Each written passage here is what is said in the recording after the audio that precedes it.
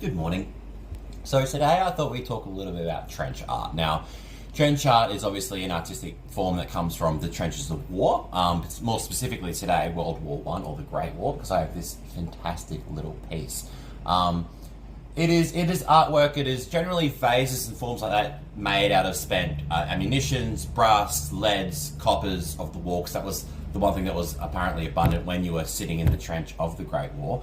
And you need to remember that during this time, not everybody was a soldier. It was conscription, it was drafting, it was people from everyday life that had artistic values and merits and skills got drafted into these awful places. Now, it's an interesting fact, during the Great War, which is Great War One, Australia and South Africa were the only two countries, in the world that didn't have conscription. And we, in fact, had two referendums in Australia in 1916 and 1917, where everyone voted no, like, we're not going to send our boys to the grind of war. Which turned around, obviously, in World War Two. Now, this is a beautiful piece. It's made from brass, and it's been hand beaten, obviously, with this really stoic image on it.